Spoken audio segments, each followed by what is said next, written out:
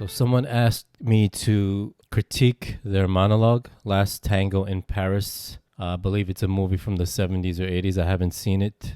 I believe it's Marlon Brando. When it comes to these monologues, I find it more powerful, more effective, more efficient when I don't know the production or I haven't watched the movie, play, or TV show. That way I'm not influenced by it. So that's just my personal opinion. If you're going to do a monologue, I would suggest that it's something that you're not familiar with so that it will be your own. You don't have to try to make it your own because let's face it, it's hard to compete against Marlon Brando and Al Pacino. And that's going to be the tendency. You can't compete against Marlon Brando and Al Pacino. So make it a monologue that you haven't seen before. So let's go ahead and watch it and break it down.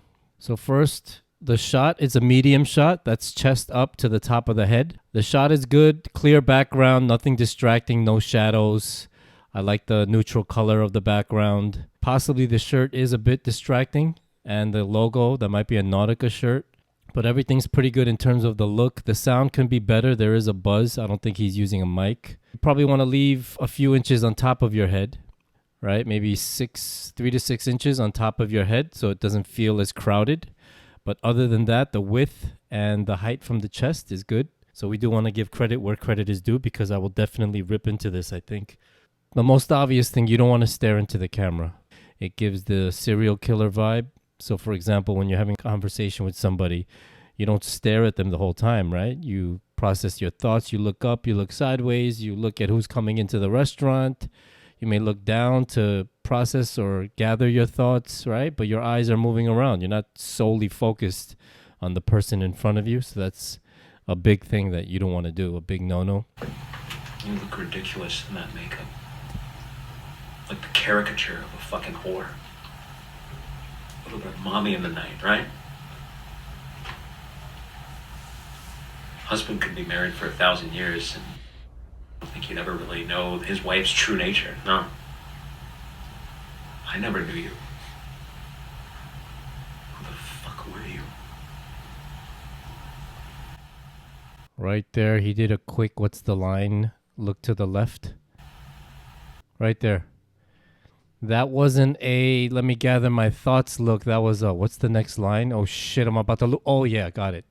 Our marriage was just nothing but a foxhole to you, and the way you got out was a fucking 35-cent razor in a bathtub. Fucking goddamn cheap, worthless cunt whore. Pig. Help you rot in fucking hell, you bitch. You know why? Because you lied. You lied to me. You lied. You never fucking told me the truth. Why? Why? Go on, fucking smile. Tell me something fucking sweet, goddammit. Tell me, goddammit. Open your fucking eyes and tell me, goddammit. And all that stuff with the lips, licking the lips, the mouth movements. Rosa, I'm so sorry. Rosa, fuck. I gotta get this shit off you. This doesn't look fucking natural. You never wore goddamn makeup. That fucking stupid lipstick. I'm so sorry. I can't be alone. Fucking don't leave me alone here, please. Jesus Christ.